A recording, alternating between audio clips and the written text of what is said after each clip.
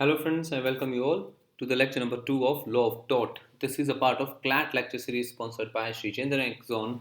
I am your mentor Shekhar Gehlot. Till now we have discussed a great deal about the Law of Torts. Okay, now we will begin with topic D, which is vicarious liability. Now the word vicarious, the English meaning of the word vicarious is joint.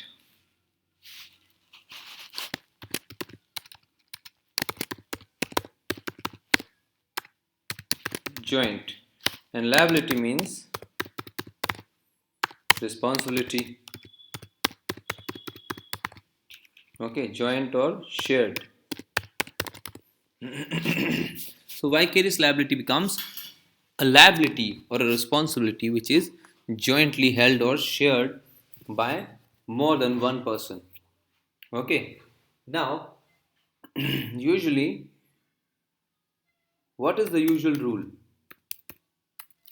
Usual rule of law is that the wrongdoer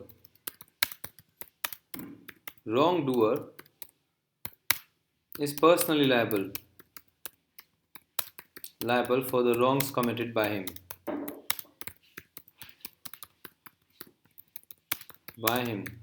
Usually, the wrongdoer is personally liable for the wrongs committed by him. But this rule of vicarious liability is an exception. Okay, this rule of vicarious liability is an exception. Exception to what? It's an exception to the general rule. What is the general rule? General rule is that the wrongdoer is personally liable for the wrongs committed by him. But vicarious liability, as an exception, says that not only the person is liable, but other persons are also held liable for the wrongs committed by some other person. Okay, let us take an example of the government. Okay, government employs series of employees at different levels. Okay, thousands of employees across the India. Okay, when any one of the employee, like let us take police department in Delhi has a strength of 55,000 police personnel, ranging from the constable going till up to the commissioner level. So any one of them is committing an illegal act which calls for a tortious action in the court of law. So any one of them committing a tort makes the whole force liable. Okay, the whole police department is responsible for the action of that one particular person. Okay, that one particular individual. Why is it so? Because of the principle of vicarious liability, which departs from the general rule that the wrongdoer is personally liable for the wrongs committed by him. Therefore, we make the police department also liable with him. Why do we do so? Okay, now the issue is we'll discuss what is vicarious liability and what situations this vicarious liability can arise. But we must understand why. First of all, why this vicarious liability?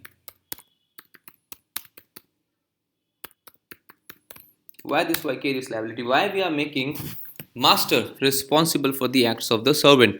Why we are saying when a constable is committing an illegality, even the person sitting at the top, at the commissioner level, who is probably not aware of what a particular constable is doing, some 300 kilometers away. So when a constable is committing a wrong, why are we making the whole department liable? Or if a driver, suppose a DTC we have in Delhi Transport Corporation, if a DTC driver, or probably in Tamil Nadu you people may be having Tamil Nadu State Road Transport Corporation, if that TNSRC person is driving a bus and he is entering into an accident which results into injury and death of some passengers, co-passengers or some passers-by, it's free, then why we are holding the whole transport department liable for it? The simple reason is because of the monetary capacity. Because of the monetary capacity, just assume a driver. He commits an accident and 14 people are dead, drop dead. Okay, now 14 families are running after the driver. You pay as the compensation, and 14 people are belonging to diverse backgrounds. Some of them is an engineer, one of them is a pilot, some are the farmers, some are students. Okay, so altogether a compensation of suppose say 2 crore is to be paid by the driver. Can a driver pay 2 crore rupees compensation? We cannot expect a driver to pay 2 crore rupees compensation at all in any case. Okay, this is unimaginable. So what will happen ultimately? What driver will say? Driver will say that I cannot pay 2 crore rupees. You put me behind the bars, you sell all my assets, I do not have any property with me, you put me behind the bars. What state will do? State will simply put the driver, arrest the driver, and put him behind the bars.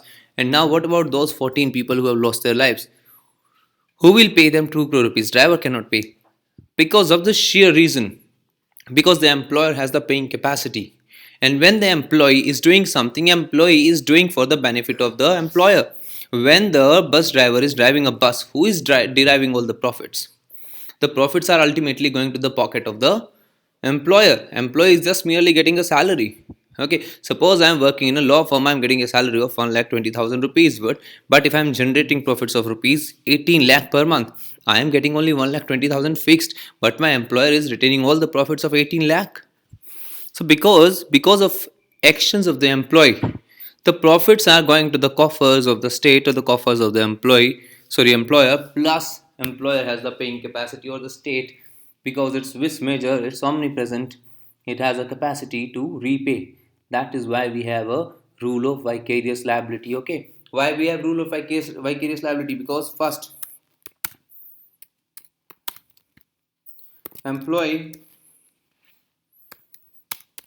acting for benefit of employer. That is to say, employer is enjoying the benefits by the activities conducted by the employee. Okay, employee is sheer agent of employer. So whatever profits are being generated, employer keeps all the profits. Plus second, the paying capacity. Paying capacity of the employer is definitely greatly higher than the employee. Third, if we do not bring this liability, third, it will be socially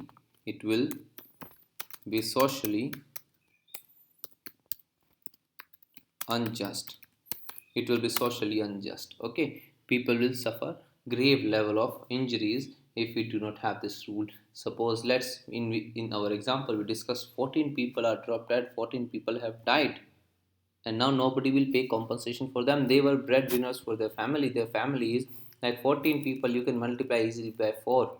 14 into 4 will probably come out to 56, I guess, if I'm not wrong. 56 people, okay, were dependent on those 14 people. Okay, or say 42 people were dependent upon those 56 14 people. Now who will win the bread for that family? Will they suffer? Will they starve? Will they die? No, they cannot. So in this case, the state will come into picture. State will put the vicarious liability upon the employer, and employer is made liable to pay, because he is the ultimate beneficiary of the acts of the employees. So ultimately, if he is the beneficiary, so he is also should be the responsible one who is deriving benefit. He should also derive some losses if they are happening. Okay, you cannot choose that I will take only profits and I will not take losses.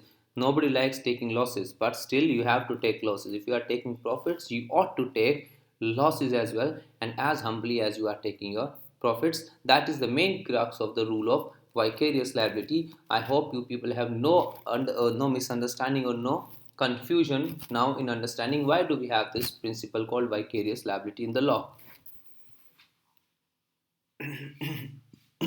Excuse me. Okay, now meanwhile you give this a reading, and I'll catch you up within a 30 seconds or a minute.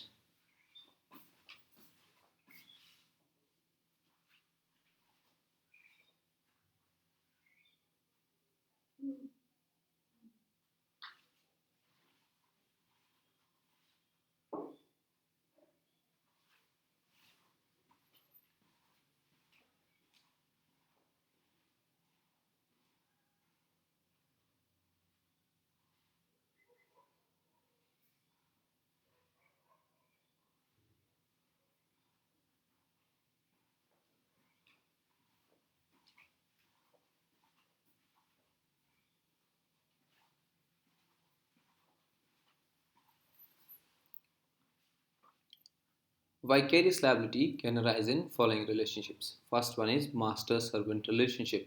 So servant, the word servant has been used here not to, we are not going to a servitude era. We are not calling someone somebody's servant. It is just a way of saying, okay, because it arose, this vicarious liability finds its origin in the annals of history, and it originated in the feudal era when we used to have a lord and a servant, when we used to have a master and the servant. Nowadays There is no master servant kind of thing. Literally, it is employer or employee, but still in the law, we use the word master and the servant relationship.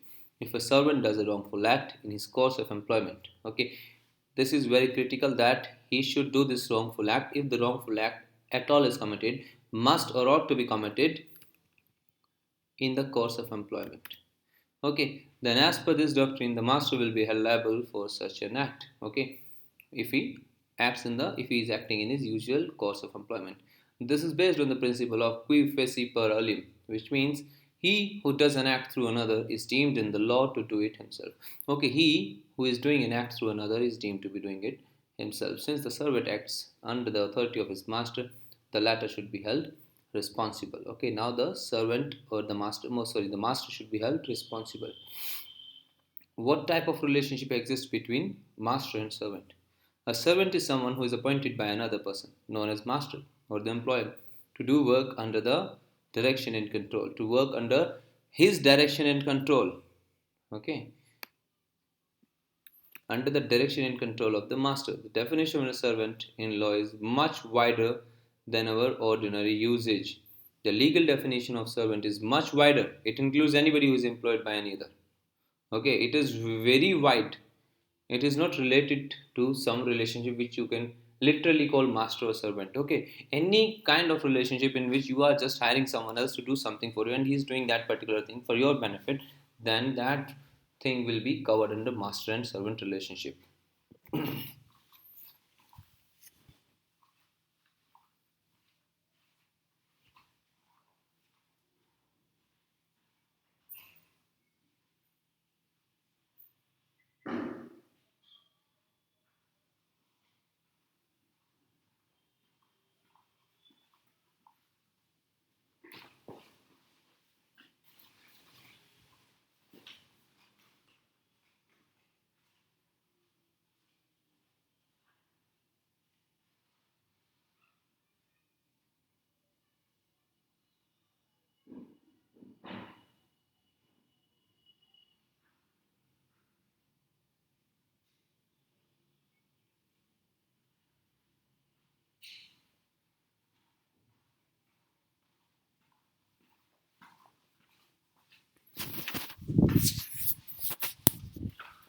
For instance, a company. Companies are considered as jurisdic persons. Okay, companies are considered as jurisdic persons. We have dealt in when we did our company's law. Can be held liable for the wrongful acts of its servant. Okay, such as a general manager done in the course of employment. So a general manager typically becomes the servant of the company. He is the employee of the company. So when he is doing something which is illegal, which is wrong, and which is causing some wrong to someone else, then in his course of employment, the company is liable for whatever the general manager is doing. A servant is, however, different as independent contractor, okay, who is asked to do certain work but is not under any direction and control of such person. Okay, a servant is different from an independent contractor. Now comes an exception. Independent contractor is an exception. Okay,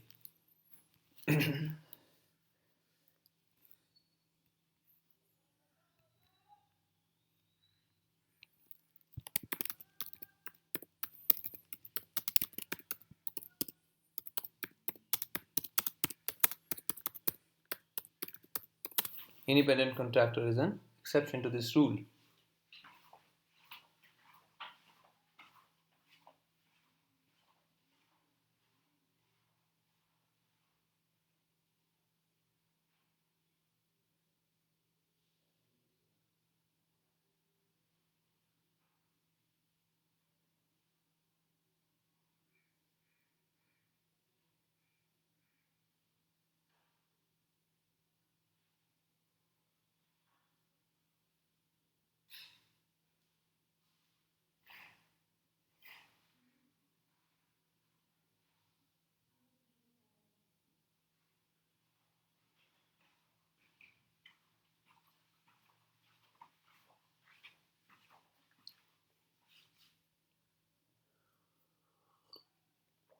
Let us take the case of an independent contractor.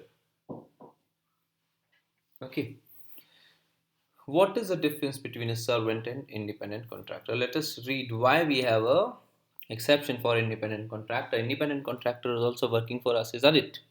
I hire a contractor to complete some work for me. He is working for me, isn't it? But why is he different from a servant?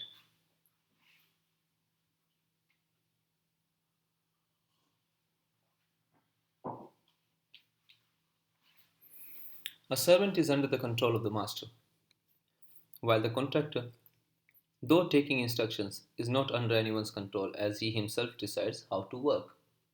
Okay, this is the first difference and we will elaborate it further. The servant usually serves one master, while an independent contractor may serve different people at the same time. So, the key here between the key point, the servant or employee and the independent contractor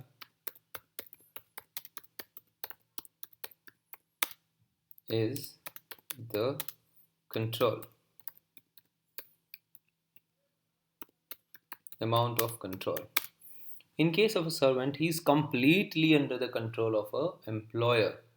But is the independent contractor completely under someone's control? No. Let us take an example. Who can be an independent contractor? Like you have some plumber coming to your house for some plumbing job. You have some electrician. Nowadays Diwali is coming up, so some electricians will come to many houses in order to fit some electrical fitments or some fairy lights and etc for beautification of home. Painter, okay, cobbler,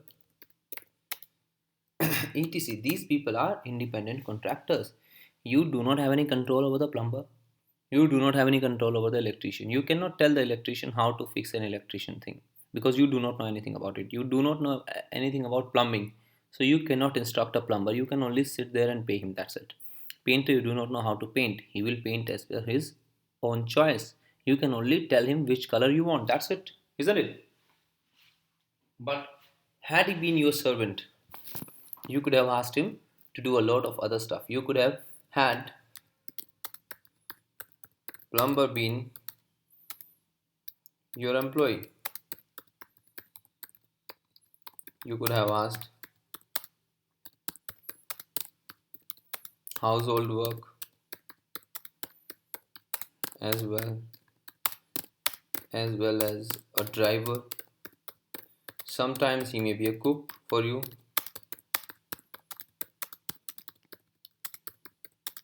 Okay, and all other general duties. Because you have a total control over the plumber. Though he's a plumber, but because he's your employee, you can ask him to do a host of other works which otherwise an independent contractor as a plumber will not do for you. This is the difference between an independent contractor and the master servant. Because you are not a master of independent contractor, that is why if tort is committed by the independent contractor, you are not liable for it because you are not controlling an independent contractor the way you control a servant or the employee. Let us take this example. My car driver is my servant. Okay, I can ask him to clean the car. I can ask him to get the petrol filled. I can ask him to do some other works as well. Okay, if he negligently knocks down X, I will be liable for that. But if he hires a taxi, okay, but if he hire a taxi, or if I hire a taxi, I have hired a taxi for going to railway station and taxi driver negligently hits X. I will not be liable towards X because the driver is not my servant but only an independent contractor. You hire a cab, you must have hired a cab or auto or bus. When you drive in a bus, does the bus driver become your servant? No, he's an independent contractor for you. Does the cab driver becomes your employee? No, he's only a cab driver. That's it. He is only an independent contractor. He can choose to refuse your duties. He can say, no, I will not take you. Okay, but can a servant say so? No, he cannot say so. This is the difference between the servant and an independent contractor. Now, what are the tests to determine master servant relationships? First one is the hire and fire test. The master can hire and fire his servant at his will. Nothing prevents the master from doing so. Can he do so? Yes, master can definitely fire someone.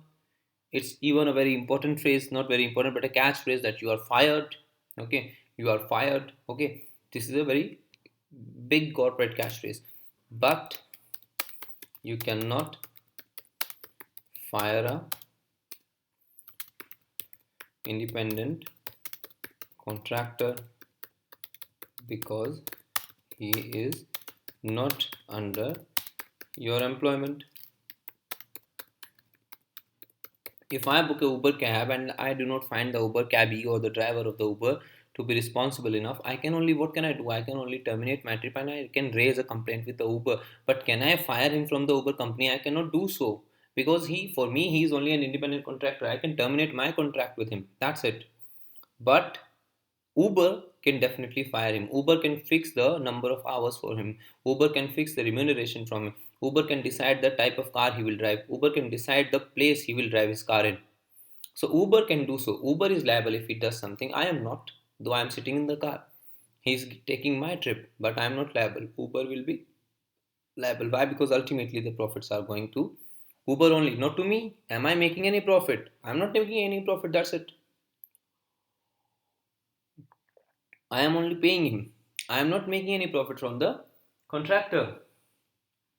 I am merely paying him. Okay. I am deriving some value, not monetary benefit. But here, the company is deriving value as well as monetary benefit. The direction and control test. Okay, the master directs and controls the work of a servant. Like we just discussed a case of Uber. Uber will decide where the driver will have to function. The servant is bound to follow the direction.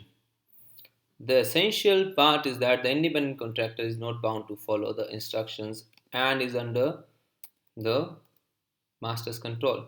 Okay, independent contractor is under no one's control. Servant is under master's control, but independent contractor is working on his own. He is a kind of freelancer. He has his own style of working. He is his own master and he is his own servant.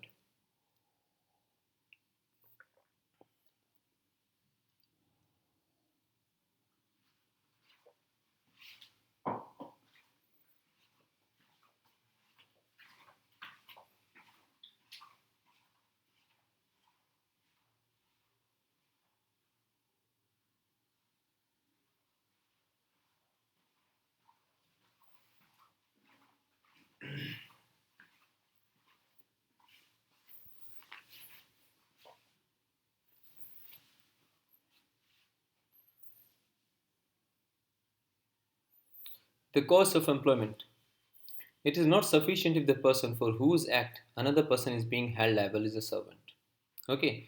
In order to proceed under the principle of vicarious liability, another ingredient needs to be made out. What is that another ingredient? That another ingredient, that sine qua non, that essential is the act must be done in the course of employment. Okay, the act must be done in the course of employment. Acts done in the course of employment are those which the servant is authorized to do. If he does any act which is beyond his scope of authorization, the master shall not be liable and only servant shall personally be liable. Let us take an example here. Okay, what is under the course of employment?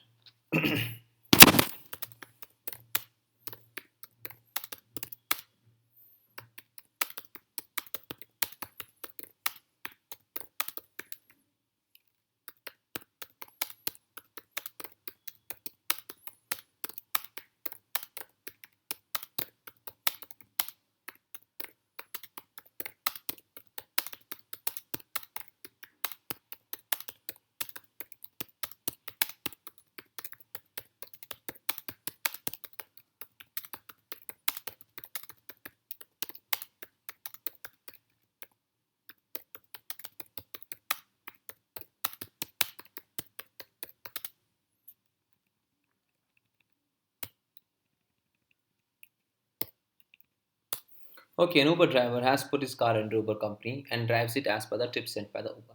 Uber sent him a trip. He meets an accident during that trip. He is acting under the course of employment right now. Hence, Uber is liable. But suppose now, after closing his trips for the day, because the car belongs to him and he is himself driving it, he is carrying.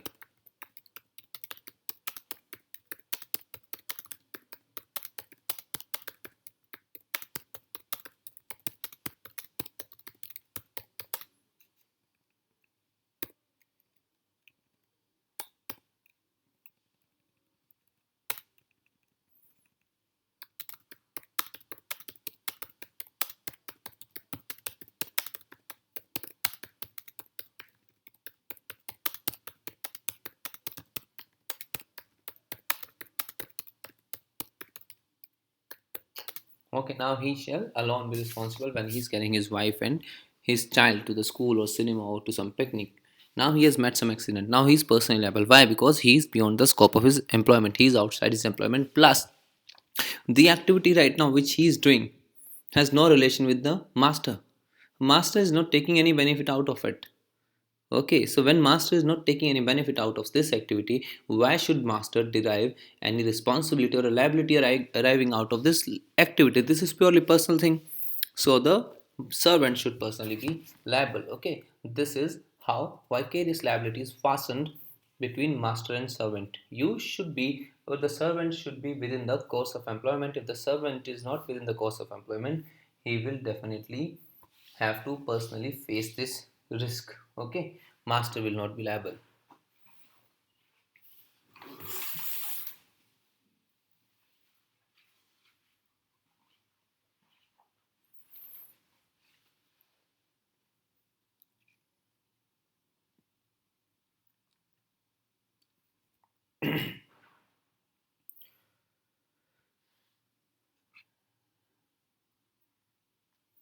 Similar is just like master and servant relation, similar is principal and agent relationship. A situation may arise where the person for whose acts are made vicarious liable is not your servant but is merely someone who acts on your behalf. Okay, he is not your servant but he acts on your behalf. An agent is someone who is authorized to do an act by another person, principal. Another person is known as a principal and consequently acts on his behalf. Okay, and he acts on the behalf of principal. He is not a typically servant but he is acting for you and you have allowed him to act for you. Both the principal and the agent are liable for such acts. Okay, in this case both the principals and servant are liable. Why? Because definitely he is working for the principal and ultimately who's the beneficiary here? The principal is the beneficiary here, isn't it? An example for this could be the acts of managing clerks of the company. When acting as an employee of the clerk company, he is authorized by the company to do certain acts. Thus, if he does something wrong while doing his job, the company, which is the principal, is responsible. Okay, so either you call it a principal agent relationship or the master servant relationship. Both the things are same. Okay, usually this is not a perfect example, but somehow it is mentioned here, so we'll do this as well. But the perfect example may be a partnership firm. Okay, in partnership firms there are four partners. Okay, four partners. Is one partner an owner of the other partner? Sorry, not owner, but the master of another partner? No, no partner is the master of other partner. All partners are equal. All partners are joint owners of partnership. All partners sit at the equal pedestal. They share a same table, but still we are making. Well, still we are making all partners are as mutually liable. So if partner A does something, whole partnership firm,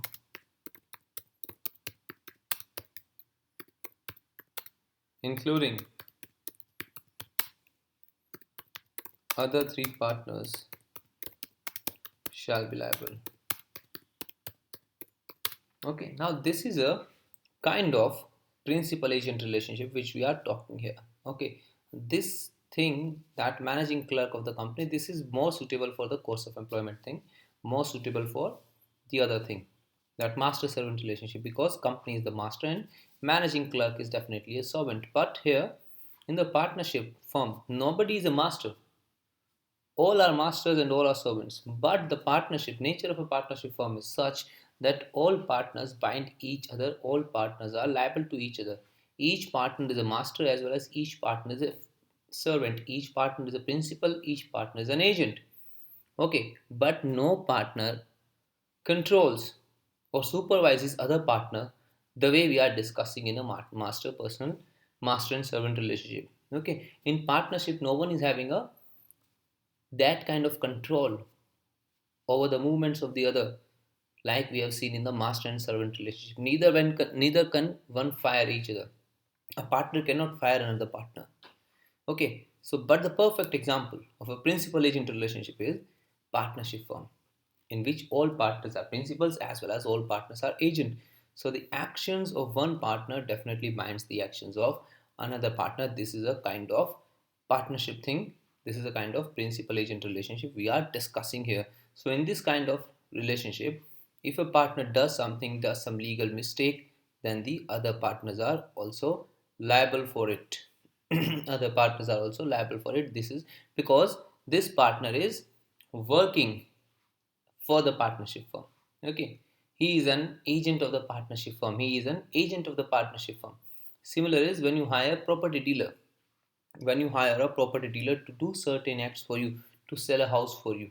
Okay, and if he has sold that house in a fraudulent manner under your authority, then though this property dealer is also an independent contractor, but right now he's acting on your instructions, he's acting for your benefit, and he's acting as your agent, okay, by your authority. Then, though this property broker is a private contractor, independent contractor, but still he shall be liable for the torts committed by him during his agency. You are now principal, he is an agent. Okay, so there may be situations in which people are not servant, but still they are your agents. They are not servant, but they become your agent, and you become their principal. So you will be vicariously liable.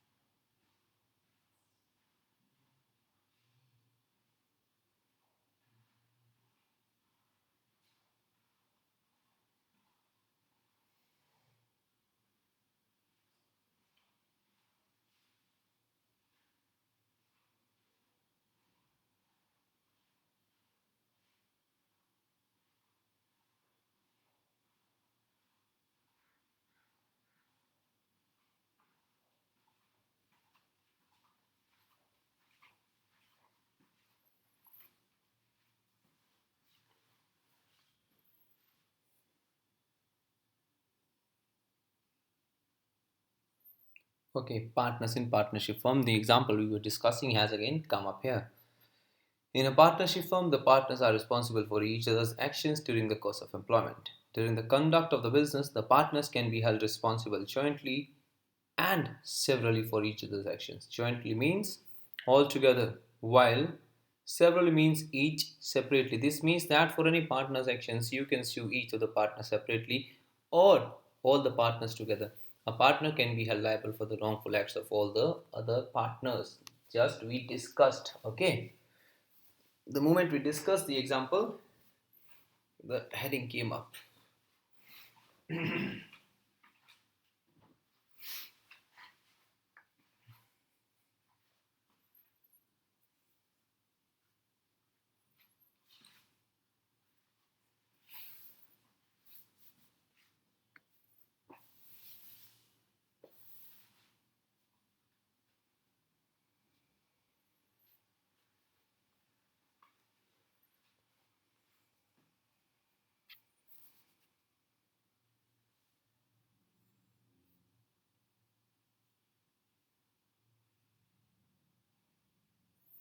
Lending an employee. Okay.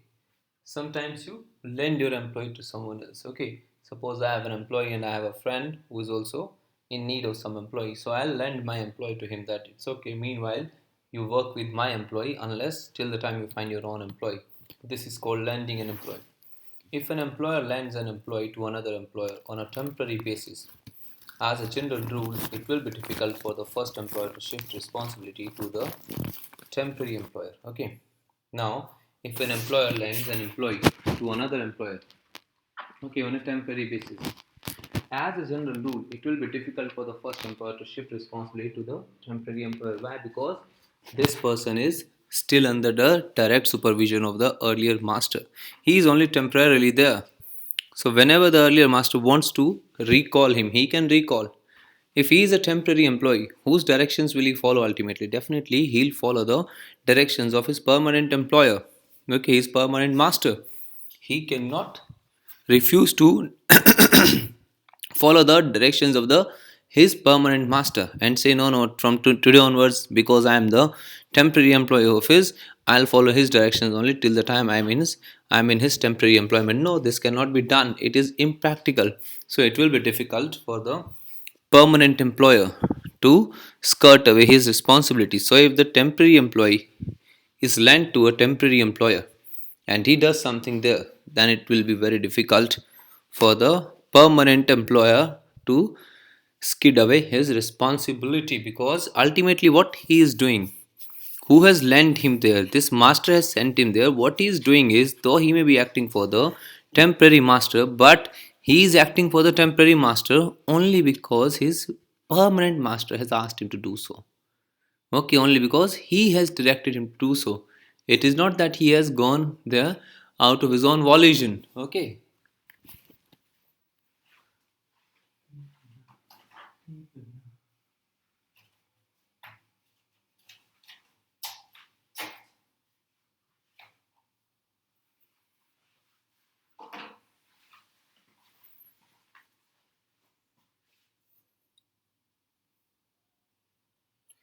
An employer will only be liable for the torts which the employee commits in the course of employment. An employer will usually be liable for. What an employer will usually be liable for? Wrongful acts which are authorized by him. And wrongful acts which are authorized by him. Now, suppose one employer sends another employee to bribe someone. Okay, to bribe a government official, and he is caught giving bribes. Now the employer is also liable because he has asked him to do that illegal act. Okay, acts which are wrongful ways of doing something authorized by the employer, even if the acts themselves are expressly forbidden by the employer. Liability for criminal acts will also be considered. Okay, so actions just like which are forbidden, just like we discussed, he's trying to bribe someone and he's caught there. And who has asked him to bribe him? The employer has asked him to bribe him. So he will be caught with him.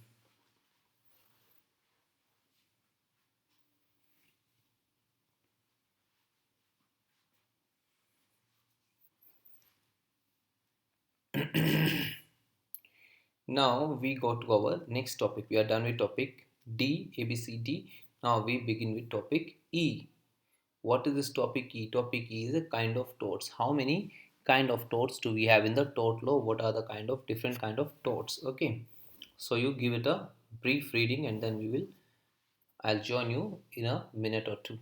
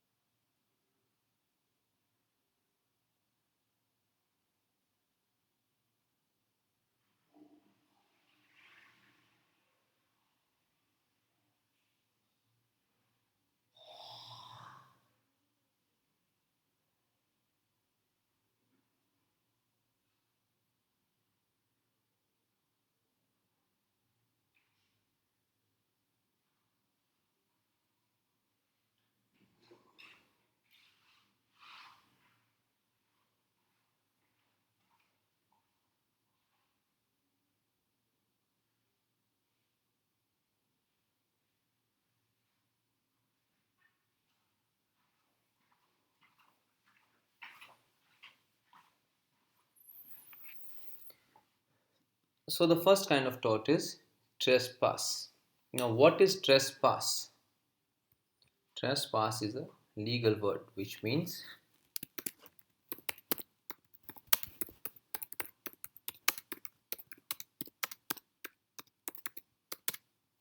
illegally entering into a sphere. Sphere maybe.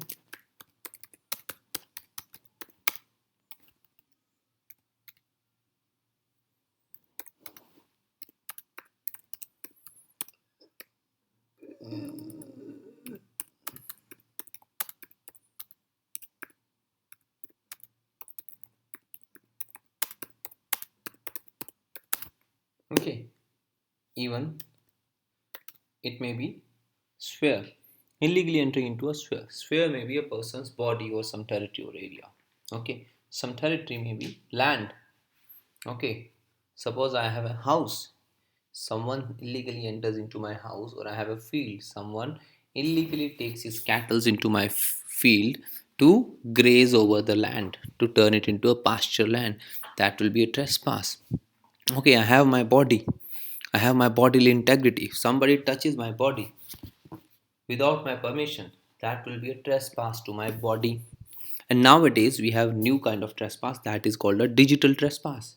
You have your own passwords, you have your own social media accounts, you have your own bank accounts and etc stuff, online digital accounts. Someone illegally procures the password, someone illegally enters into your area, into your account, that will be a illegal trespass to your territory. Okay, so trespass means illegally entering. Whenever someone is illegally entering into your field, your personal field, your land, or your digital field, that will be qualified as a trespass, unnecessarily entering into your sphere. Okay, that is a trespass, and that is the first kind of tort we have.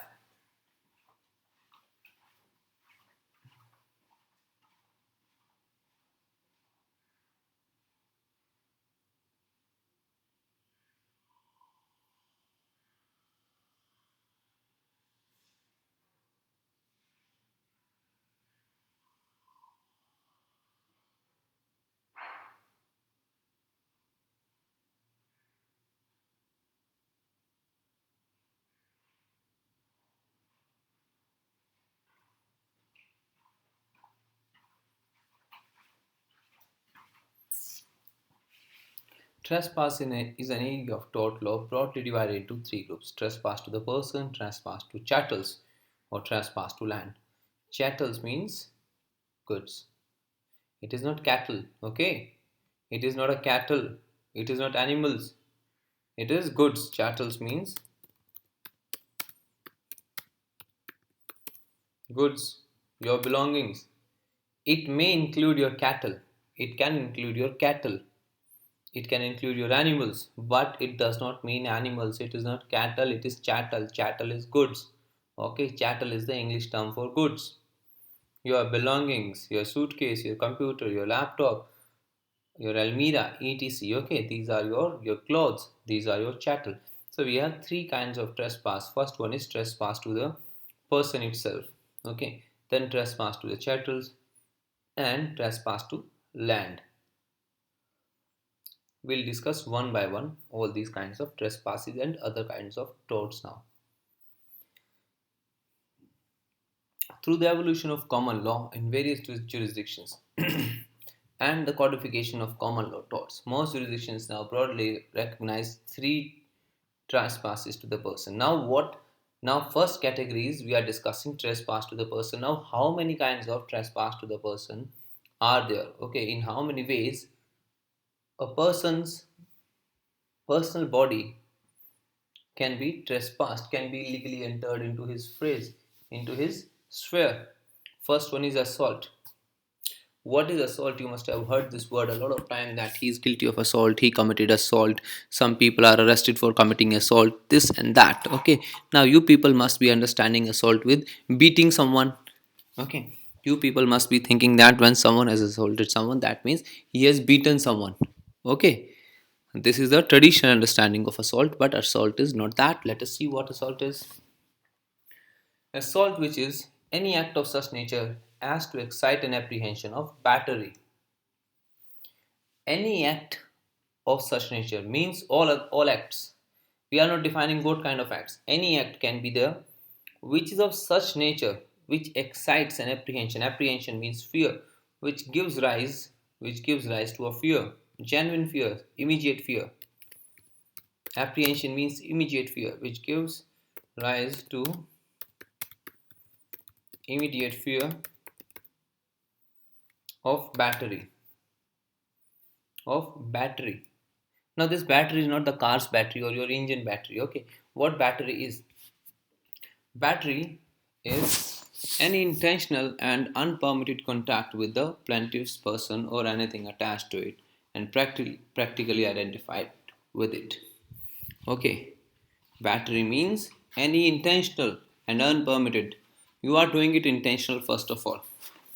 Second, you are not permitted contact, bodily contact with plaintiff's person. Person means body. Plaintiff's person means body.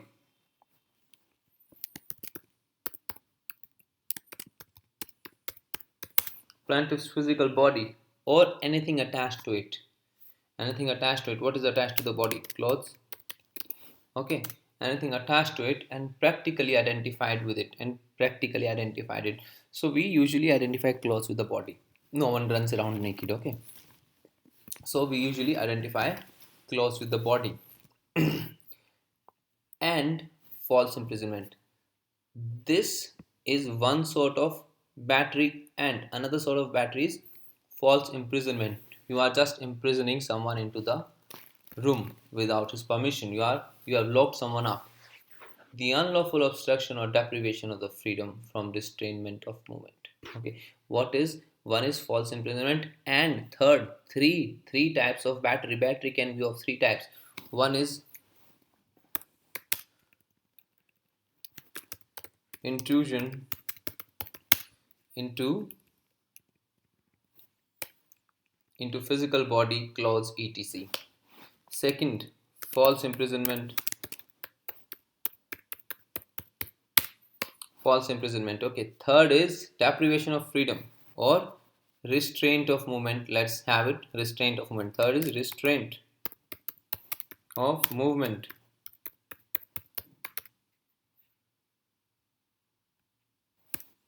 These are three kinds of battery. Okay. So when I hit someone,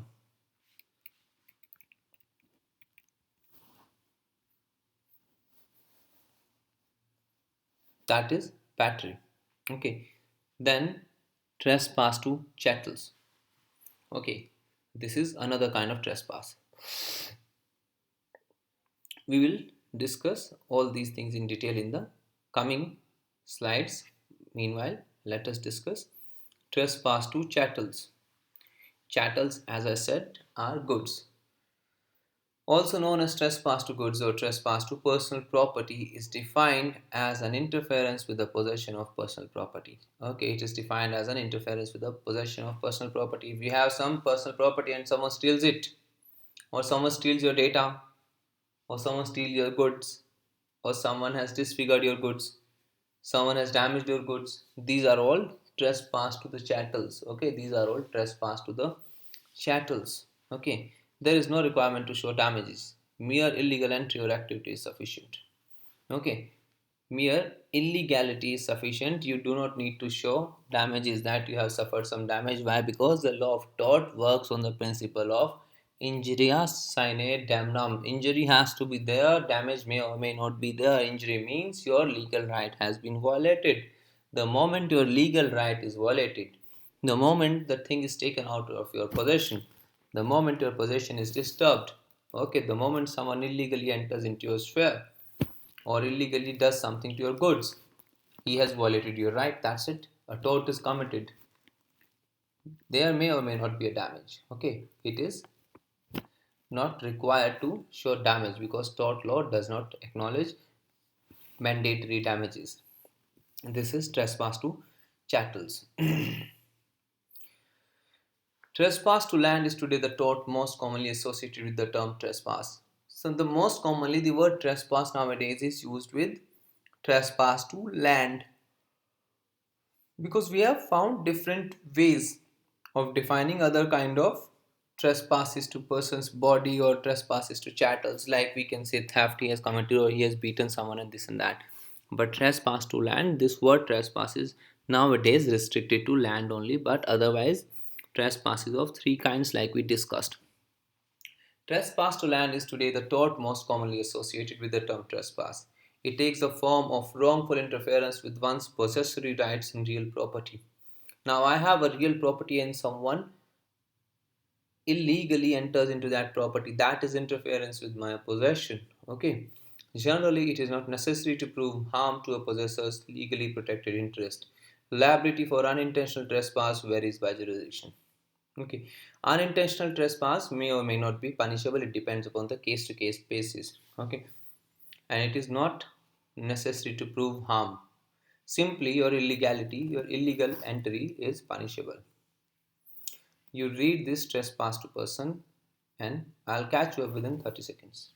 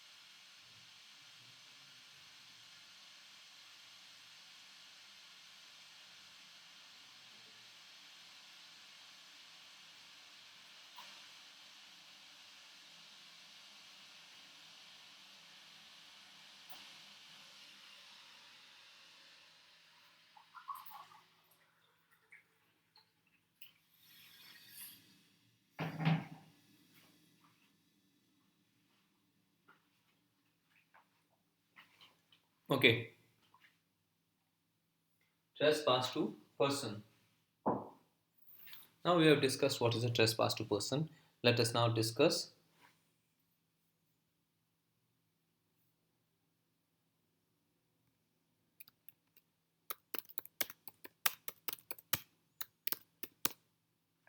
assault is the tort of acting intentionally, that is, with either general or specific intent, causing the reasonable apprehension of an immediate harmful or offensive contact. Because assault requires intent, it is considered an intentional tort as opposed to a tort of negligence. In tort of negligence, you definitely do not require an intention because when you are negligent, that means you did not have intention, you did not have understanding, you did not care. That's it. Okay. Intentional negligence is absence of intention. But when you are committing assault, that means assault is something which you are causing intentionally. Now let us see the elements of assault. Three elements must be established in order to establish tortious assault. First, the plaintiff apprehended immediate physical contact. When you are assaulting, when you approach towards someone in such a manner that he is now apprehensive, he is afraid that you are now going to physically touch him, physically touch him, control him, or do anything, beat him, or take hold of his collar, or take hold of his neck, you are going to lounge at him. Okay, then that is immediate physical contact. It is not that I am WhatsApping someone that I'll break your back or break your hand, that he will say there is an assault. No, the plaintiff apprehended immediate physical contact. Okay. Second, the plaintiff had reasonable apprehension. Okay, he had a reasonable belief.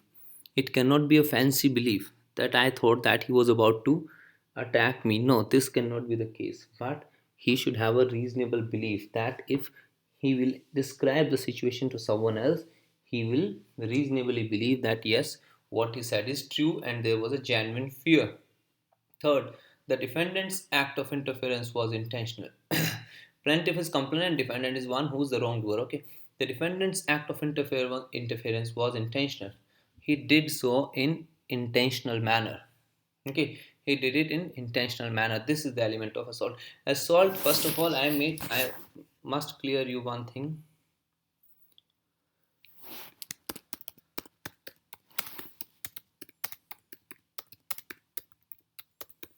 Assault is no touch offense. Okay, don't understand assault as physically manhandling something. Assault is just when you are in presence of someone and you make such movement, your fist movement or your eyes movement, or you are yelling at such a nature, or you are walking towards that person, or you have taken something in hand and now you have pointed it towards him, that he is now afraid that now next moment you are definitely going to touch him, attack him, or beat him, or do or violate his body. That is assault. That action is assault. I will kill you here only. I said this. I'm holding a gun. That is assault. Killing him is not an assault. Or slapping him is not an assault. I raise my hand and take it very near to someone's face and I am very angry. That is assault. Okay, assault is not slapping him. Assault is a no touch taught. You do not touch in assault. You just create a terror in the mind. Okay, assault is a mental activity, it's not a physical. It may be a physical activity, but ultimately, the ultimate result of assault is mental apprehension that now someone is going to be attacked. This is assault. Do not understand assault as a physical attack. That is battery. Physical attack is battery, which we will do now later.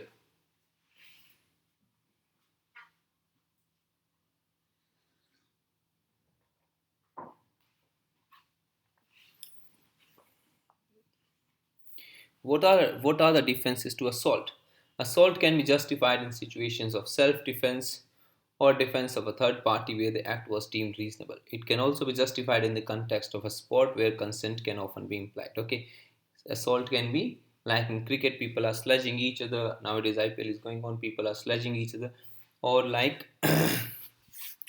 we say in sports, boxing. Okay, we are assaulting each other, threatening each other, or in the self defense, when someone was trying to attack me, I assaulted him, or when someone was trying to attack third party, which third party is not able to defend himself or herself, I assaulted him. In these cases your assault can be justified, otherwise not. Comparison with battery. Let us compare assault and battery. Okay, so you will understand more clearly what an assault is.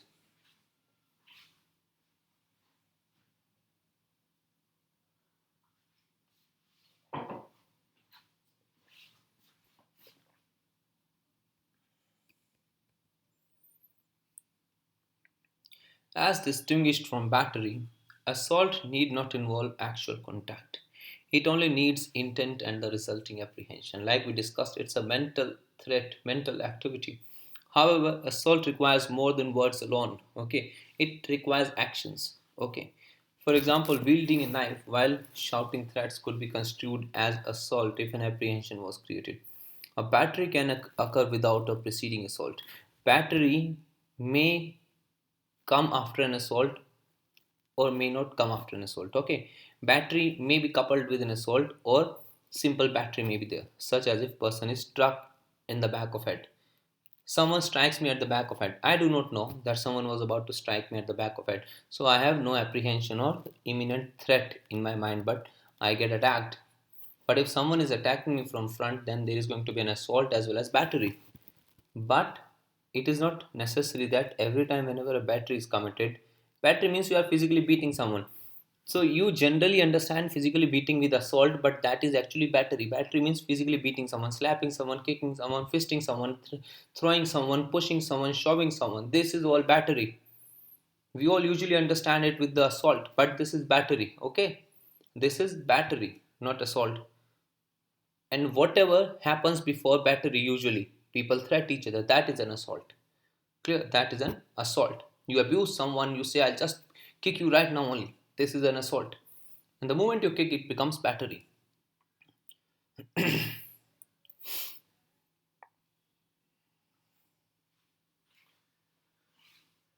You read battery and we'll discuss it within 30 seconds.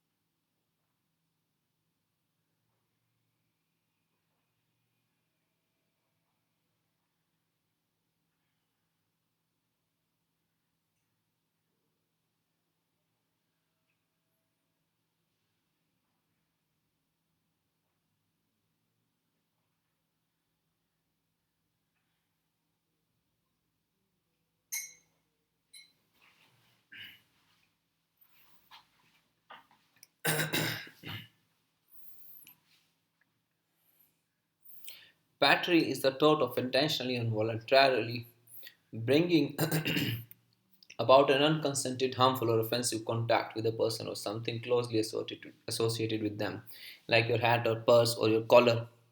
Okay, something closely associated to you, like when you are about to sit on a chair, someone pulls the chair and you fall on the ground. That is also a battery. Okay, it's not merely assault, it is a battery. Though the person has not touched you physically, he has touched the chair. But because chair is associated with you, you are about to halt on the chair, you are about to perch on the chair, and he took the chair, slid the chair beneath you, and you fell. This is also a battery. Okay, so only proof of contact with the appropriate level of intention or negligence need to be made. If there is an attempted battery but no actual contact, that may constitute a tort of assault. Okay, someone attempts to punch me, but I dodge the punch. Okay, but somehow the punch misses me. This will be an attempted battery, which can be squarely called as an assault, not a battery at all. Okay, someone tried to kick me but I ran away. This is a assault, not a battery. Battery is when you actually physically touch someone. Okay, when there is a physical contact, the assault becomes battery.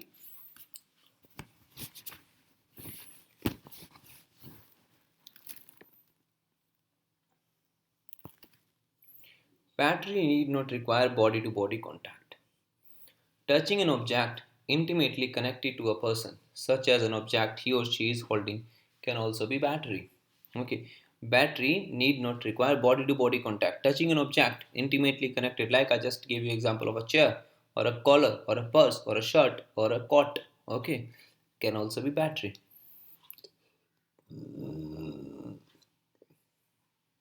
Further, a contact may constitute a battery even if there is a delay between the defendant's act and the contact of the plaintiff's injury. Okay, there may be a battery even if there is a delay between my action and hurt caused to him. For example, where a person who digs a pit with the intent that another will fall into it later.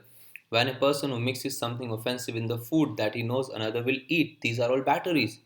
So I have mixed the poison in the food right now, but he eats the food 2 hours later. Then also the battery is complete. I dig a hole right now and he falls into it tomorrow, day after later. This is a battery. Okay. Or I throw something at him. It hits him after 2 3 seconds. That is also a battery. Okay, so this is the tort of battery when you attack someone or someone's body or something attached to the body which is identified right now, which is identified with the body. It is not that I used to wear this t-shirt, now I have removed this t-shirt. You go and you punch a t-shirt only and then battery will be completed. No, when I'm wearing the t-shirt, it becomes a part of my body, it becomes a part of my personality. That is battery. Okay, It's 4 o'clock. now, what are the defenses available when you are guilty of committing battery? The standard defense is to trespass to the person, namely necessity. First one is necessity, that it was necessary. Okay, it was necessary to do so. Like I am trying to stop someone, I know someone and he's going, I am trying to yell at him, he's not listening, I am trying to stop someone. So usually we hold each other's hand that please stop. This may be a necessity, may not be a battery. It depends on the case to case base. Consent, voluntary non-fit injuria. Okay, in the sports it was a consent, like we are wrestlers, we are into wrestling, so definitely we'll touch each other. Okay, or I'm a surgeon, I'm operating upon someone, I'll cut open his or her body, so that is consent. Self-defense, definitely if someone is about to attack me, I have a right to defend myself and attack him in retaliation, so I'll commit battery upon him as well.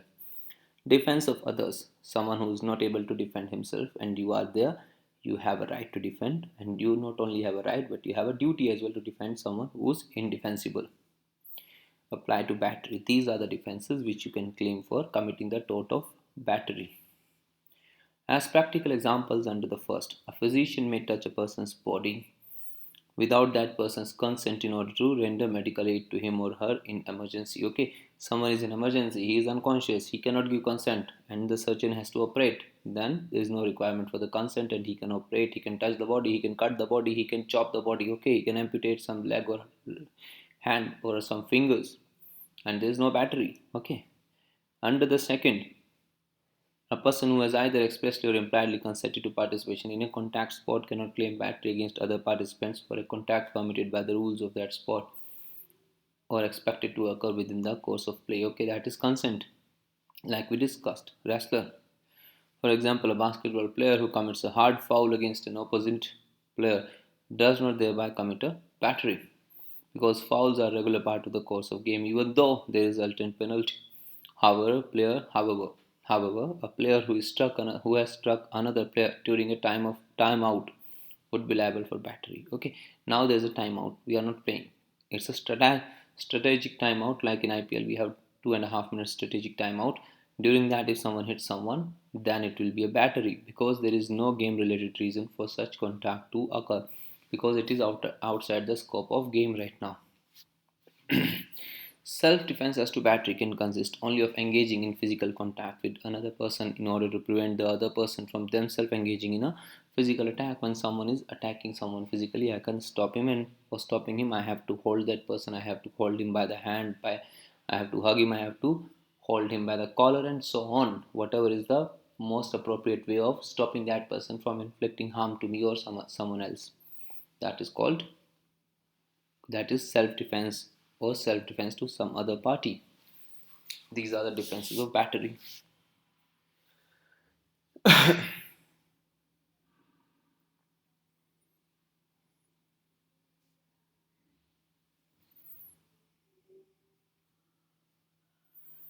False imprisonment is the unlawful restraint of a person against her will by doing something without legal authority or justification. Okay,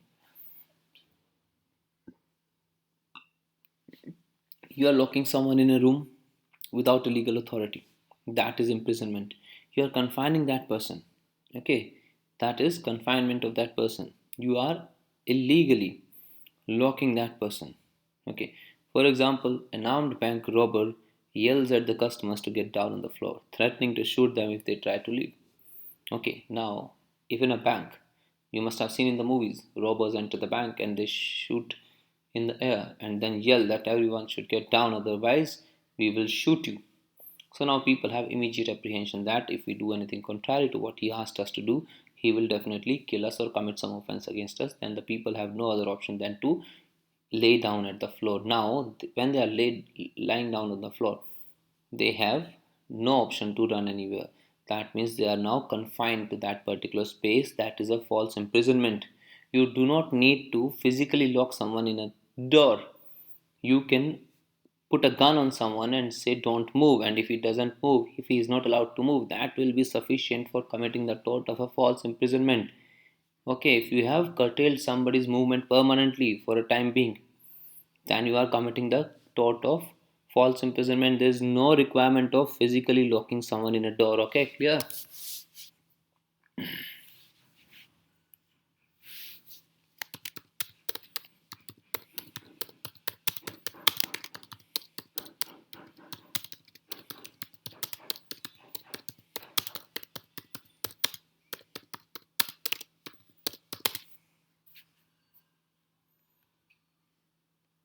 False imprisonment will be complete even if the person is stopped from moving at that particular spot itself. Since they know they might be killed if they try to leave, they are being held against their will. The captive bank customers may be able to claim damages, and the bank robber may be charged with the crime of false imprisonment. Even the police may be charged with the false imprisonment if they exceed their authority, such as detaining someone without justification. If the police arrests you without any authority, the police is guilty of committing false imprisonment upon you, and you can definitely file a case against the police. In fact, any person who intentionally restricts another's freedom of movement without their consent and without legal justification may be liable for false imprisonment, which is both a crime and a civil wrong. Okay. In fact, any person who intentionally restricts another's freedom of movement without their consent. Okay, intentionally. It is not unintentionally, it is intentionally. If you are blocking someone's movement without legal justification and you do not have any legal justification to do that, you may be liable for false imprisonment, which is both a crime, it's a crime, as well as a civil wrong. For crime, he will be punished, he will be sent behind the bars. For civil wrong, you will file a case of tort against this person. It can occur in a room, on the street, or even in a moving vehicle. In a moving vehicle, also, it can happen. Like you must have seen in the movies. You are moving in a vehicle and someone picks a gun and says, "Don't move." Then you are imprisoned in the vehicle. Or on the street, also, you can be imprisoned, just like the case we discussed. Just as long as the subject is unable to move freely against his or her will, the false imprisonment shall continue. Similarly, false arrest is when someone arrests another individual without the legal authority to do so, which becomes false imprisonment the moment he or she is taken into custody. Okay, when you suppose someone has taken money from you and he is not repaying him, so what you do, you go to his office and you lock the door and not let him out of the office and you threat him there. This is also a crime of false imprisonment, as well as a civil wrong, as well as a tort of false imprisonment. You are committing that.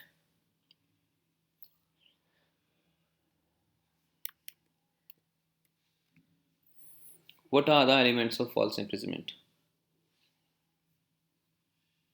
All states have false imprisonment laws to protect against unlawful confinement. State means nations. To prove a false imprisonment claim in a civil lawsuit, the following elements must be present. The following elements must be present in order to prove a false imprisonment. Okay, what are those elements? There must have been a willful detention. You are willfully detaining someone. The detention must have been without consent. Without your consent, you are detaining someone. The detention was unlawful. Okay, detention was unlawful. Now, you must have heard in some cases.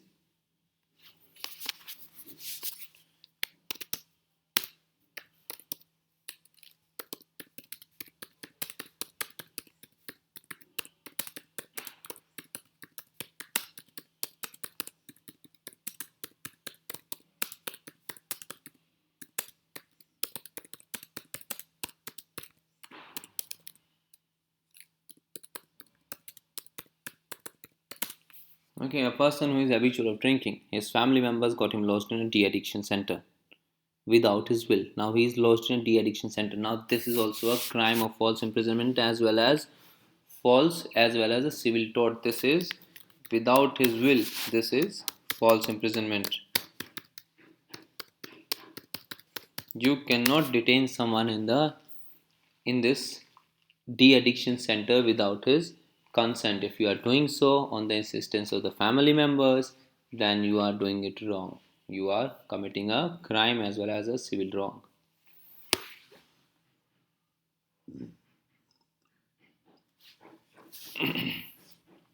False imprisonment can come in many forms, including any threat or use of authority that confines you against your will. While physical force is often used, it is not required. Moreover, the restraint of a person may be imposed by physical barriers, such as being locked in a car, or by unreasonable duress, such as holding someone within the bounds of fixed area over a long period of time. Okay, a person claiming false imprisonment must have reasonably believed that he was being confined. A court will determine whether his belief was reasonable by determining what would be reasonable prudent person under similar circumstances would do or believe. In addition, the person doing the confinement must have intended to confine and not have the privilege to do so, such as a shopkeeper who are permissibly investigating shoplifting at a store, or civilians who have witnessed a felony. Okay, so now in this case, just understand that suppose I am sleeping in my room and someone locks the room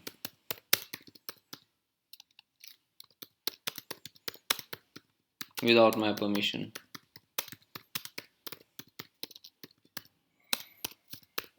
and opens it up before I woke up. I did not even get to know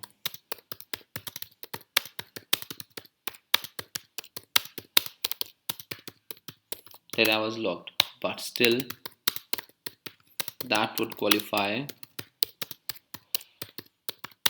as a false imprisonment. Okay, it will still qualify as a false imprisonment. Plus, suppose a college principal doesn't let an adult student, leave without calling his parents. Okay, suppose a student who is an adult student above 18, he has done something wrong in the college, and the college principal says, I would not let you leave. First, you call someone from your parents, from your house, then only I'll let you leave. This is also a false imprisonment. The college principal.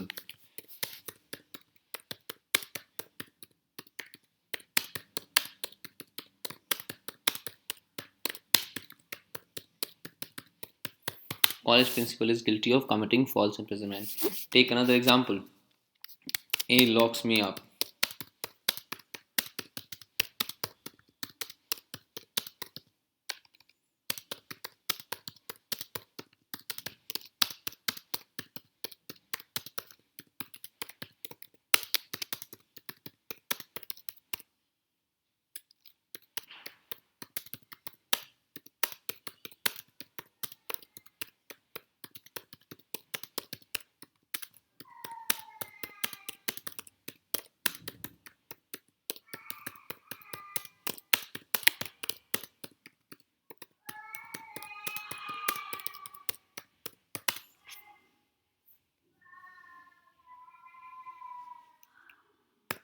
Okay, so A locks me up in a room, but the room has a window from where I could escape, but I did not escape. That is my choice.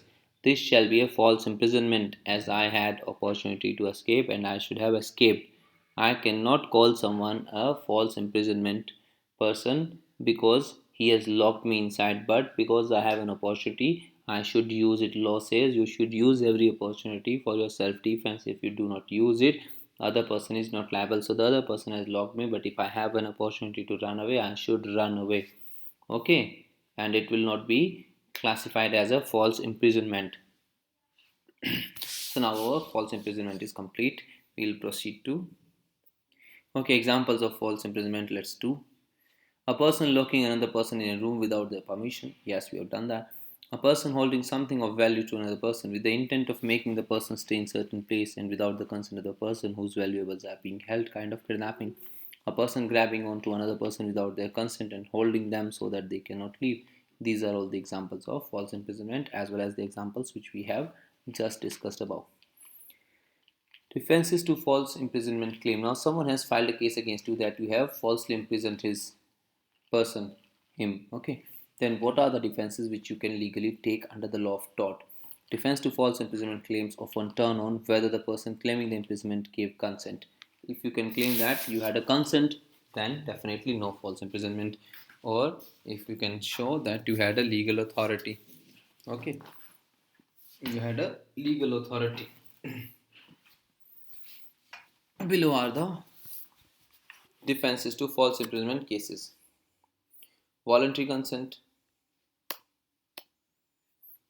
Okay, a person who consents to confinement without duress, coercion, or fraud may not later claim false imprisonment. One, see, voluntary or non-fit injuria is a general defense to all sort of torts. So this is consent is just like voluntary non-fit injuria. When I allow someone to lock me up, then there is no false imprisonment at all. Police privilege. In all states, police officers have the rights to detain someone they have probable cause to believe has engaged in wrongdoing or when they believe a crime has been committed. Okay, so whenever police believes that someone has committed a crime, they can definitely detain the person for questioning or even arrest him.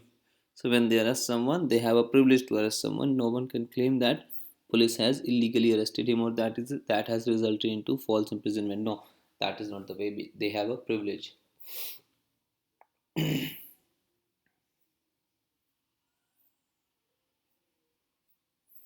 Now, the third form of trespass is trespass to land.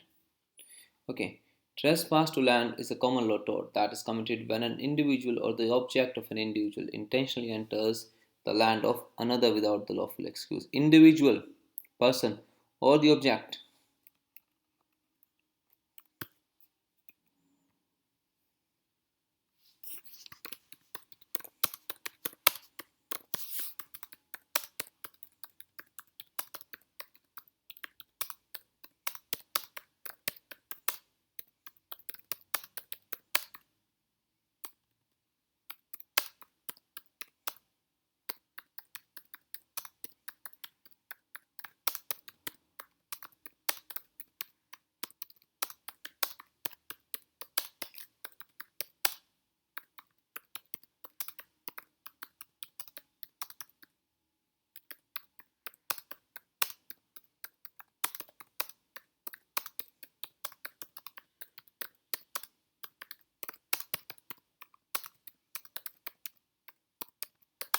Okay.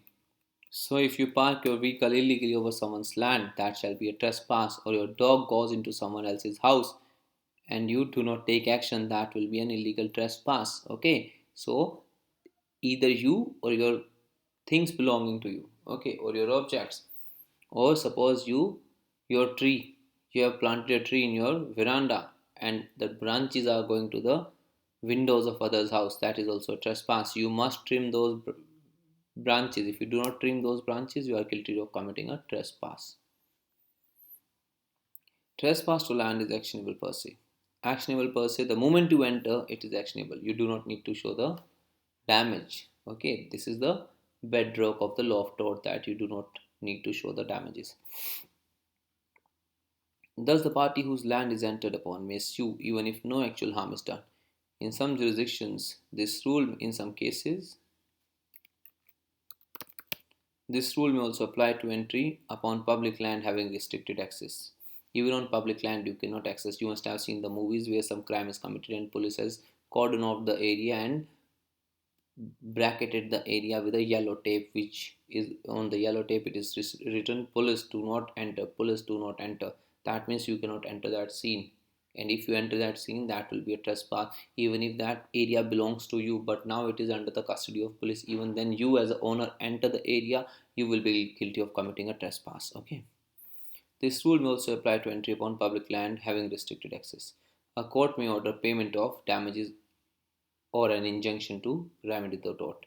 Court may order damages. Damages means court may order some compensation, that you pay some fine, or injunction that you shall not enter again.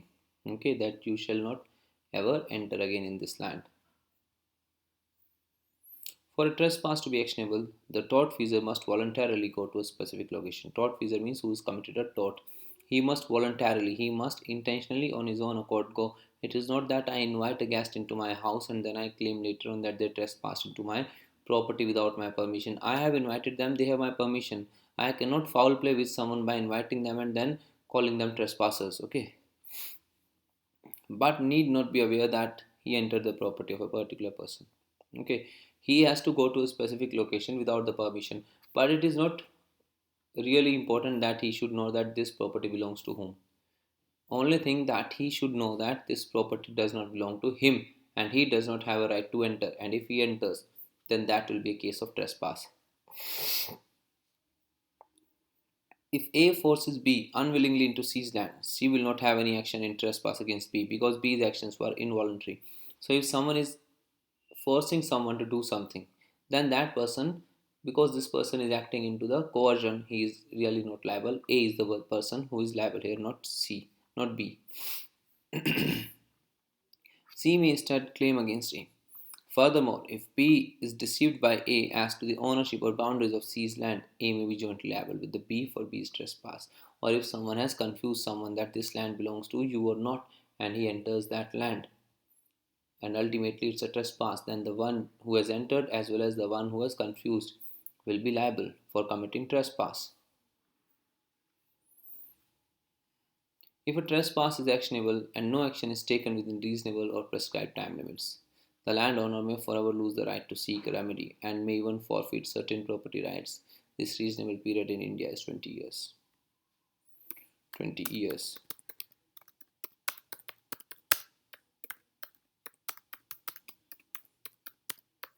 20 years is that period in India. Okay. Indian law, Indian easement law says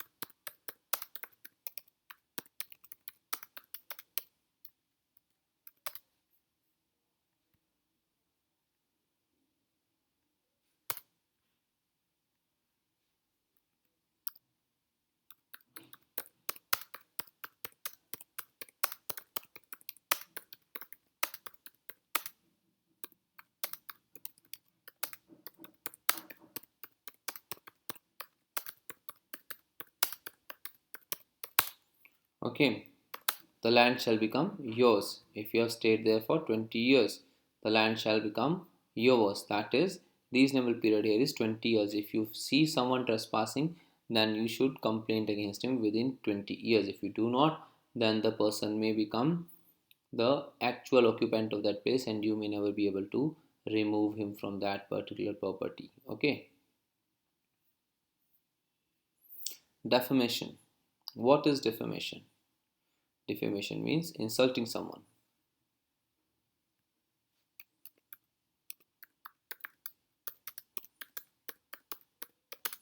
Insulting someone, causing loss of reputation.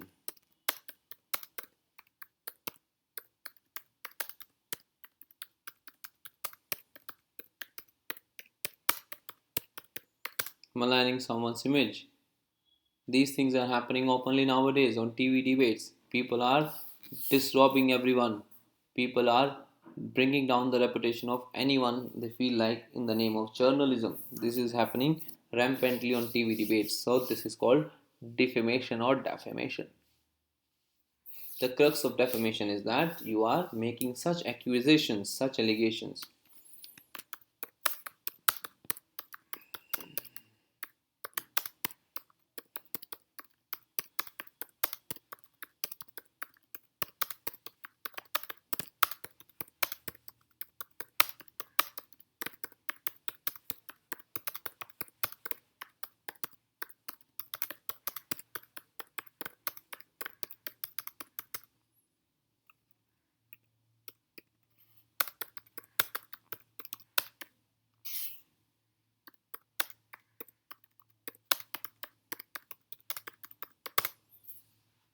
Okay.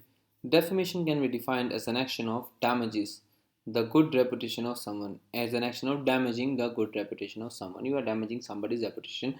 Forget about good reputation, just simply you are damaging somebody's reputation. Okay. Because good reputation is a confusing term. What is good reputation? Nobody knows what is a good reputation. Simply you are damaging somebody's reputation. Okay, you are insulting someone, you are leveling accusations, allegations that he is a druggist, he is a murderer, he is a thief, he is a scoundrel, he is a corrupt officer, and this and that without proof. Then you are committing a defamation. You are disrobing someone's reputation. So you are guilty of committing tort of defamation. Defamation is both a criminal wrong as well as a civil wrong. You could be sent to the jail as well as you could be asked to pay a compensation. You must have heard a lot of cases nowadays in media that he have filed a case, okay, for causing insult. These are the cases of defamation. If someone injures a person's reputation without any lawful justification, then the tort of defamation is committed. If you injure someone's reputation, okay, what is defamation? Someone's reputation is injured. If you injure a person's reputation without any lawful justification and you do not have a lawful justification to do so, the tort of defamation is committed. You have committed tort of defamation by illegally injuring someone's reputation. Slander. Now defamation is of two types.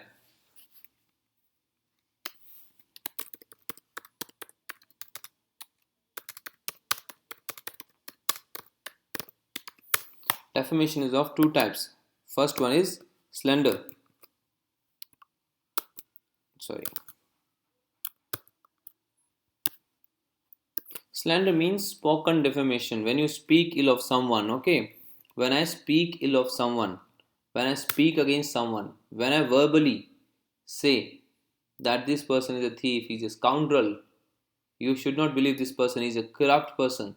This is a spoken defamation. The other and the most important,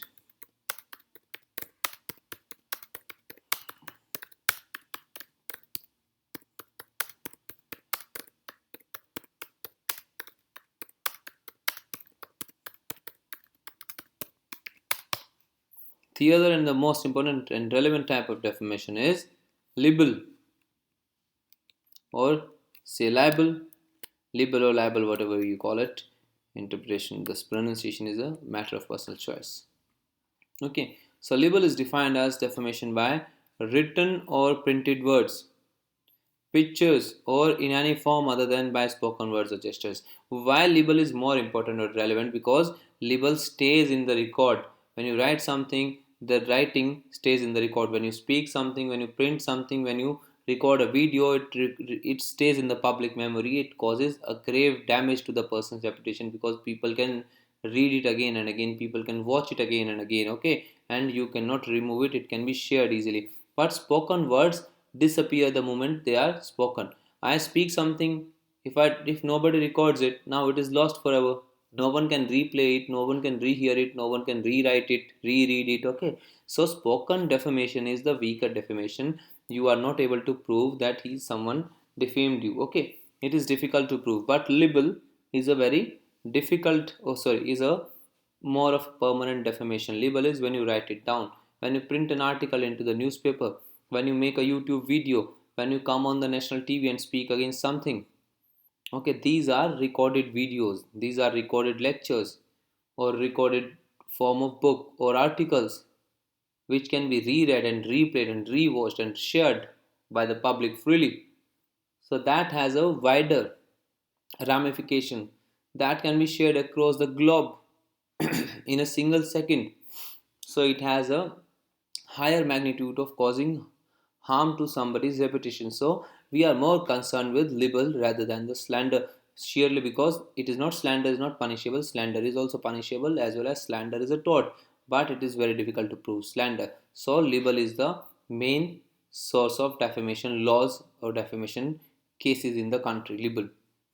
Libel is defined as a defamation by written or printed words, pictures, or any form other than spoken words or gestures. Other than spoken words or gestures. It is not that spoken word or gestures cannot become libel. Yea, they can become libel, but only if they are recorded in a video or there is a photo of it. Then only your gestures or your spoken words can become libel, because they are now not merely spoken words but they are part of electronic record. Okay. The law of libel originated in 17th century in England. In England it originated. With the growth of publication came the growth of libel and development of the tort of libel, because the newspaper, print and publishing and magazines etc started in the 17th century, because we got our industrial revolution. So after industrial revolution we got our printing presses, we got magazines, we got newspapers. So when newspapers and magazines came up, people started gossiping, people started writing about each other. When people started writing about each other, then this law of defamation came into picture, and we got the categories slander as well as libel. Okay, so it originated into the 17th century after the onset of the industrial revolution.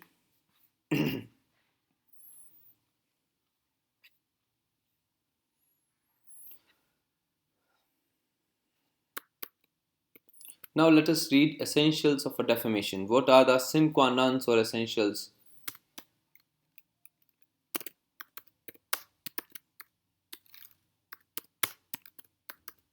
What are the sine qua non of defamation? The statement. A statement needs to be spoken, written, or otherwise expressed in some manner. Because the spoken words often fades more quickly from memory, slander is often considered less harmful than libel, like we just discussed. Spoken words disappear the moment they are spoken.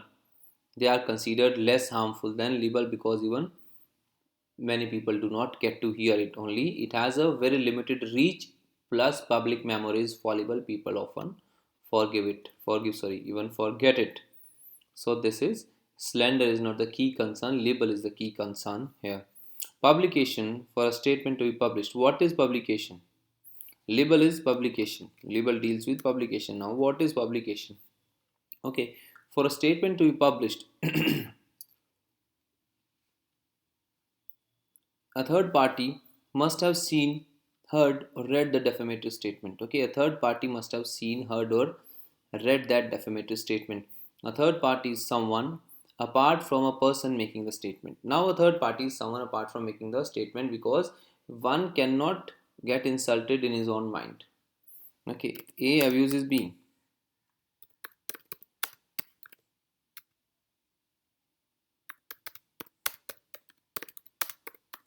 A abuses B in a closed room. Now, can this be a defamation? Definitely not, because A does not have good opinion about B, and B cannot have a less reputation in his own eyes. Okay, the defamation is when you insult someone's reputation in somebody else's eye.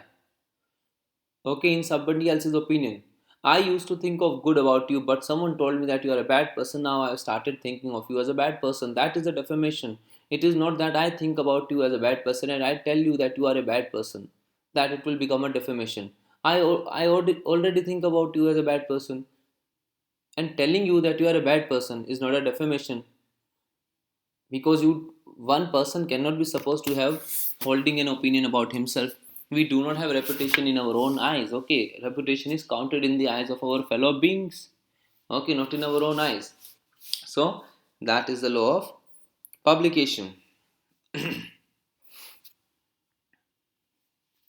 Apart from the person making the statement, so a third party is someone. So when you publish something, that means the publication should be read by a third party in order to become a effective publication.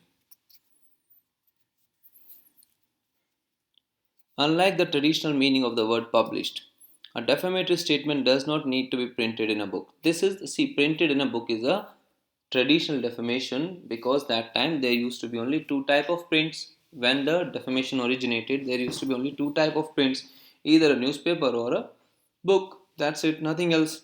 But nowadays we have different forms of prints. Okay, we have different form of publication. Rather, if a statement is heard over the television or seen scrawled on someone's door, if you have written on someone's door, or it is on YouTube, Instagram, WhatsApp,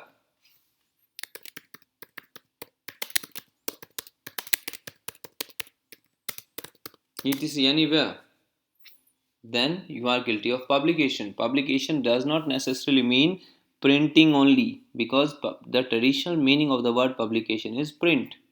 But now printing means even recording a video, recording an audio as well, or writing on someone's door, or putting up a status, someone sharing a picture.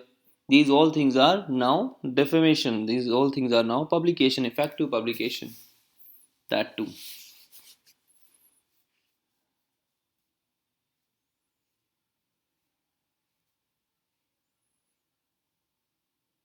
You now read these three paras and then we will discuss them within a minute or two.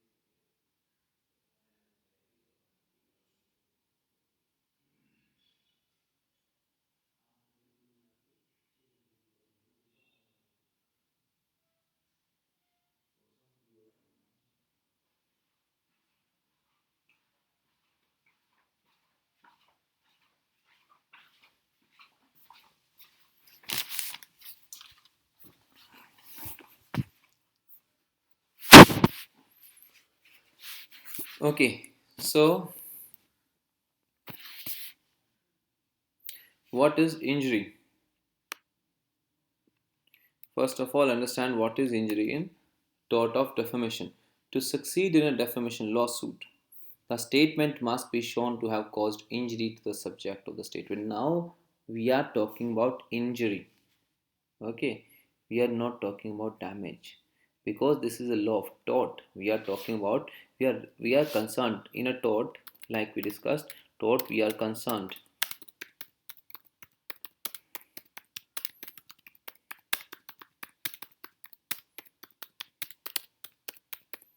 not with damage. So this is we are talking here is injury. We are not talking about damage.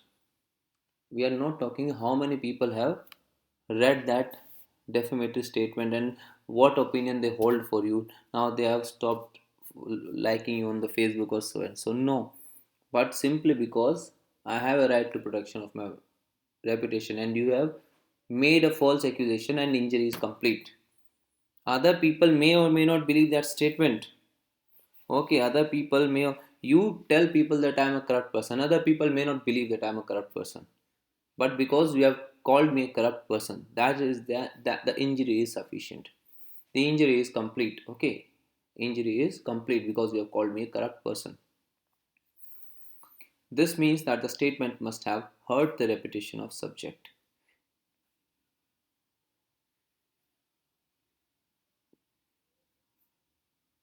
of the statement. Subject of the statement means regarding whom the statement has been made.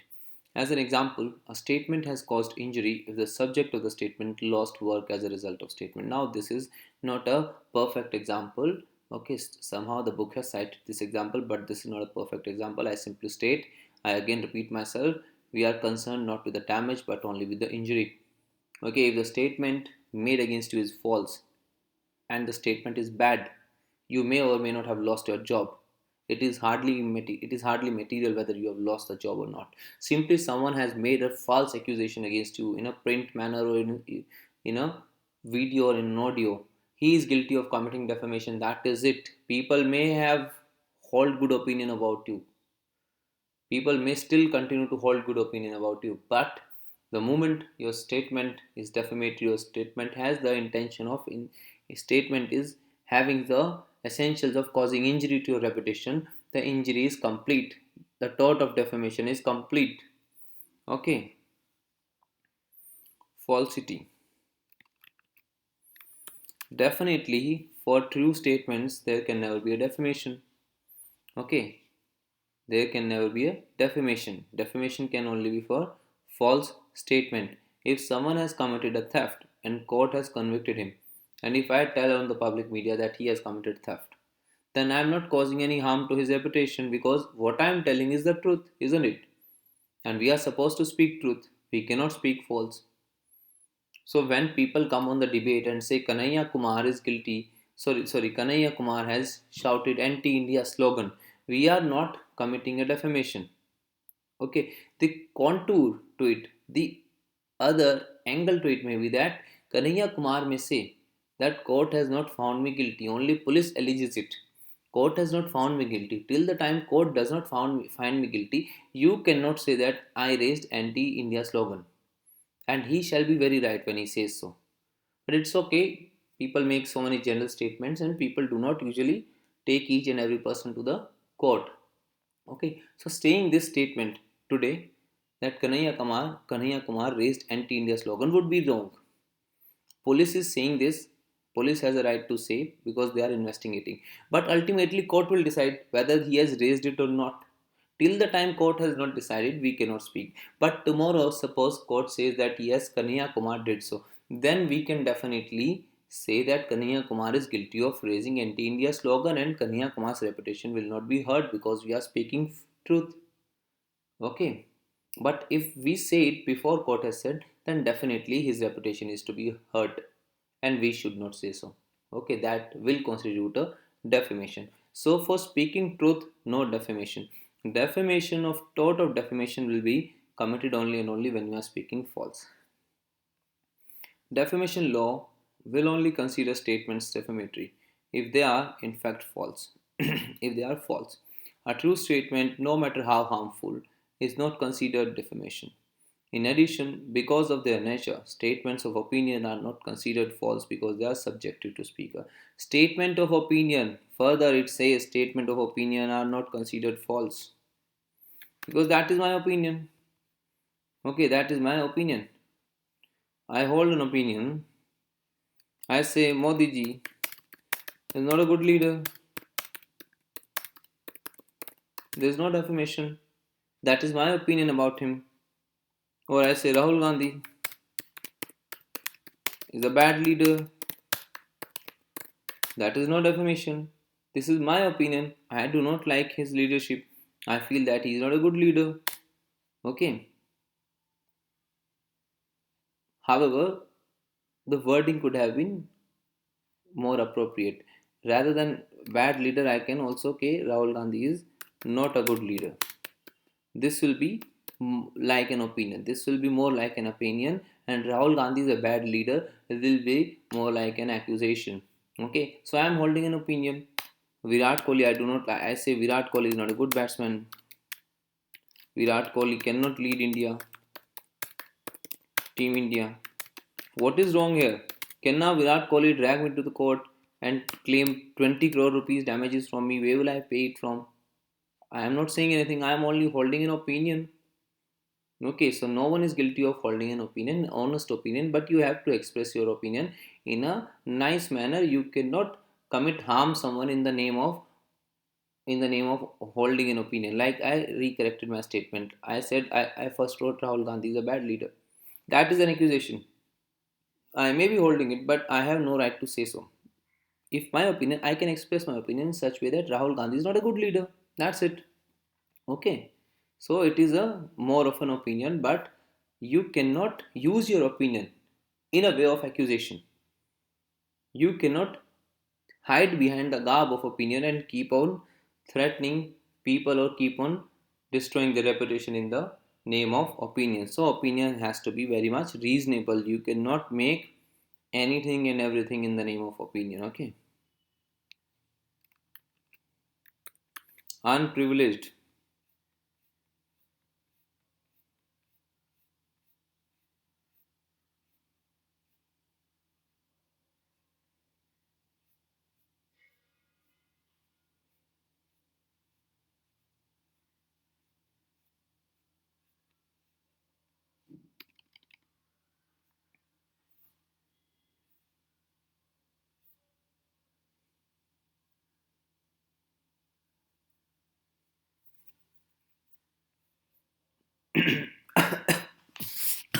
Excuse me please for a minute.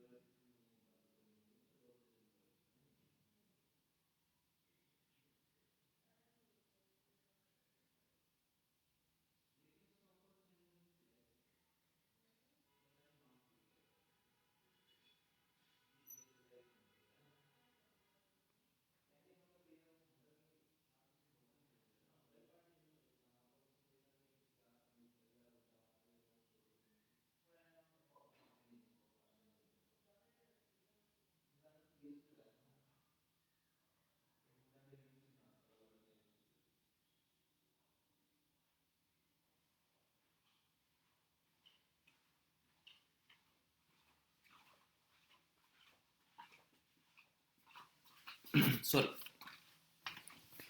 So, unprivileged. Okay. Now these are the ingredients of, we are discussing ingredients of defamation. There has to be injury and there has to be falsity. Then the statement must be unprivileged. What is unprivileged? Something which is not having a privilege.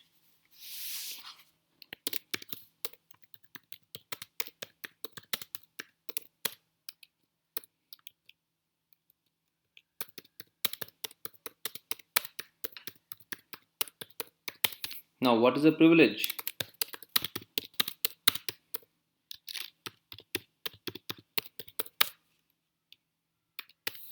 A special right, isn't it? A special right, permission, grant, or authority. Okay, a special right, permission, grant, or authority. Who has this permission or special right nowadays? Media people? No. Though they take it as a privilege for themselves that when they are running a media house, they can write or speak anything about anyone. But no, that is not the privilege we are talking about here. The statement, in order to be defamatory, must be unprivileged statement. And what is an unprivileged statement? That means it should not be a privileged statement. Okay. Okay. And what is a privileged statement? Let us read that.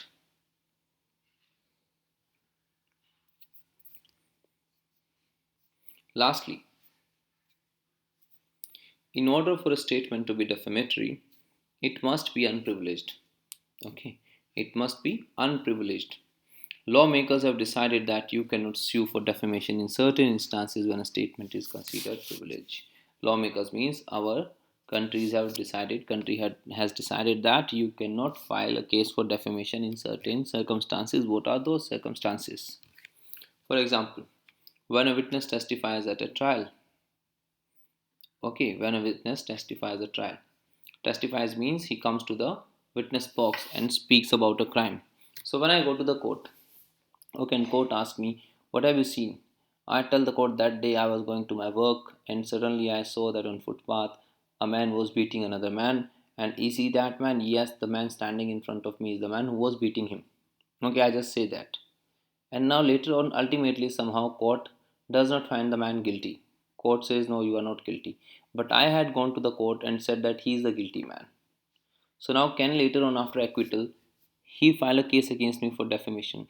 That see the court does not find me guilty, but he tells to the court that I am the man who was beating the other man. Can it does can we function this way? No, this is not the proper way. We cannot do this way. Witness have to be protected in any case from any threat or any action which may be initiated against them for speaking in the court. Suppose if he can now file a case against me.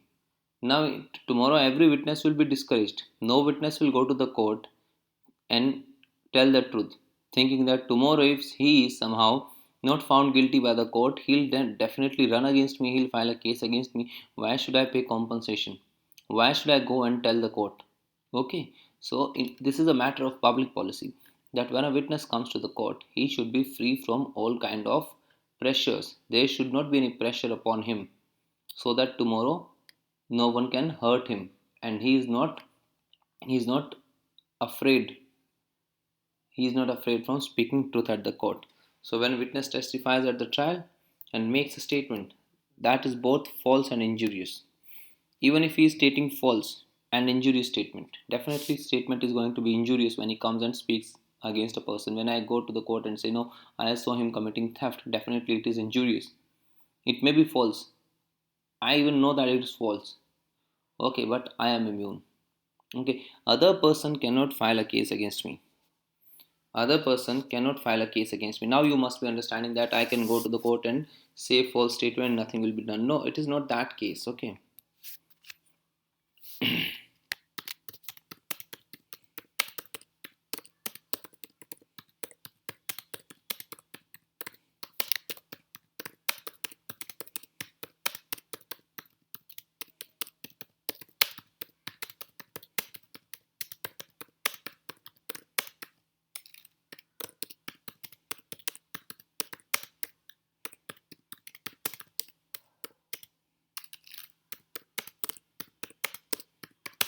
Okay, if I give false statement to the court can take action against me. It's not that no action will be taken against me.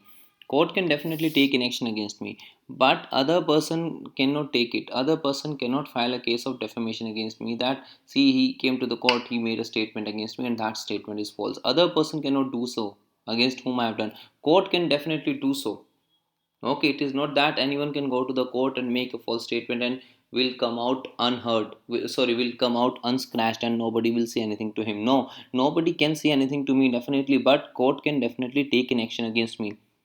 Okay, the immunity granted to the witness is for a public purpose, but it is not for the witness to abuse the immunity. Court can definitely take an action. Okay, so these are the essentials of defamation. Now in the next chapter we'll deal with the defenses to defamation.